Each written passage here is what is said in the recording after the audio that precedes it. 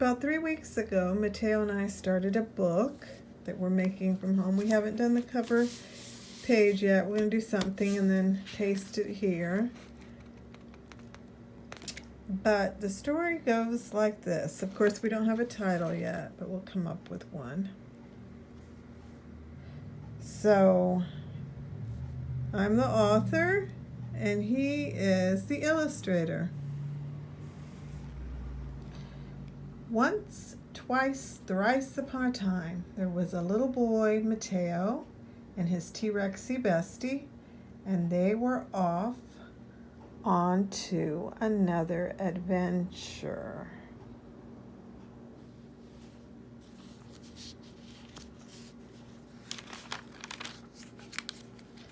The first thing they wanted to do when they got to the Beyblade Park was to eat. I forgot our snack pack. I forgot our picnic lunch, said Yaya. What? What? Said Bob. It's okay, said T-Rexy bestie. We can eat grass. And so they did. Yaya thought they'd lost their ever-loving minds, but Bob said, if it's good enough for the cows, it's good enough for us. Mateo agreed. So they munched and they munched until their bellies were full. Free tacos, yelled a man from a slow-moving van. The van had pictures of tacos on it.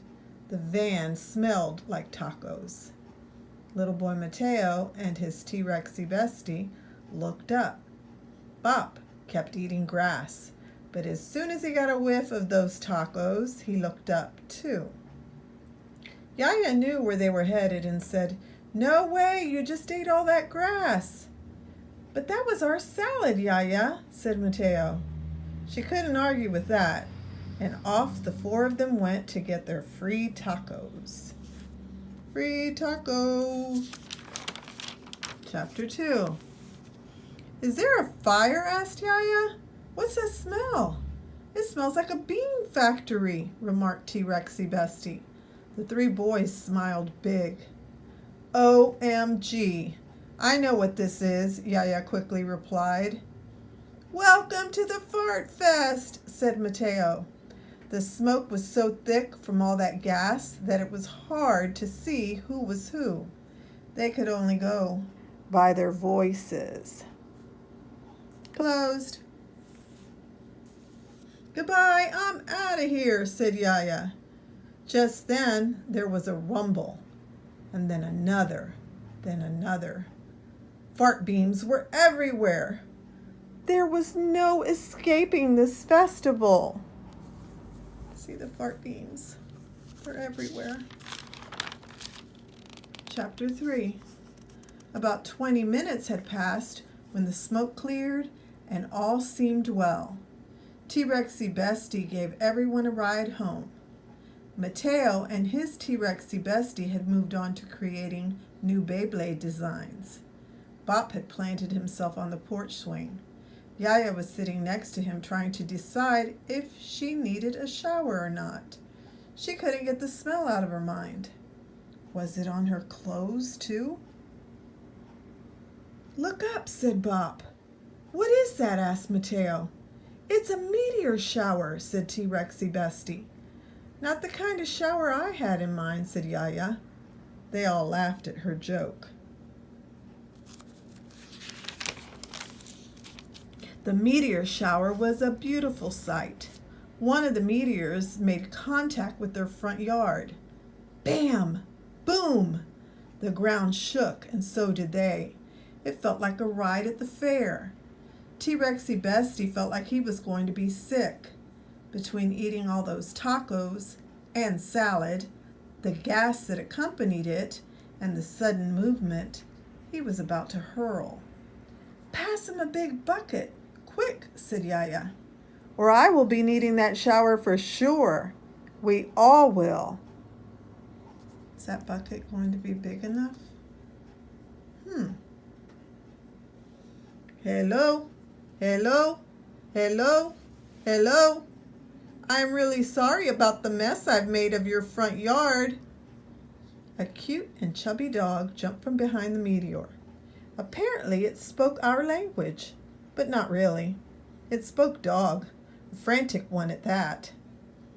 How odd that this animal has jumped off of that meteor, and how odd that it is speaking to us, said Bob. Yaya was concerned too.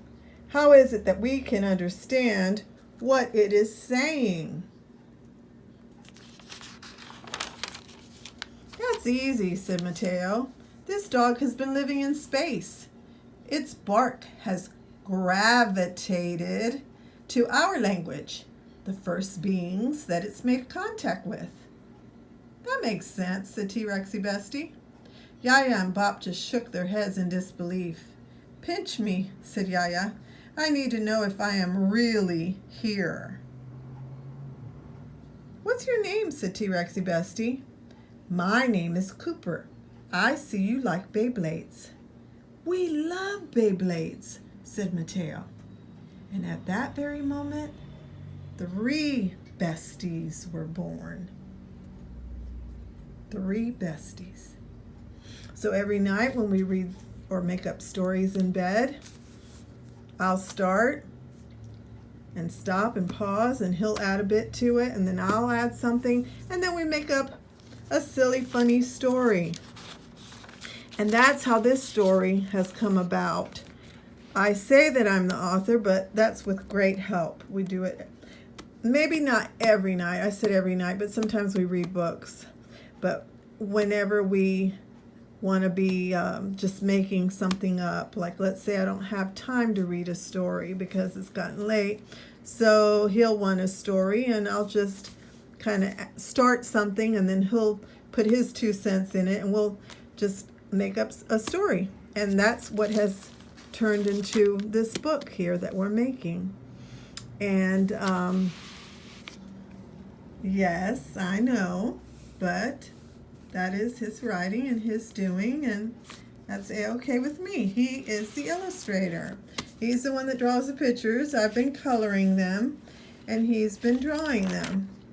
So that's our story so far. Let us know what you think in the comments below.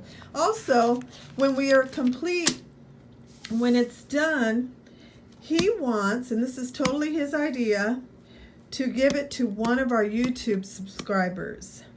We'll just, I'll go on to our Facebook page, and then you just type on the comment below if you liked our story, this story that I've just read.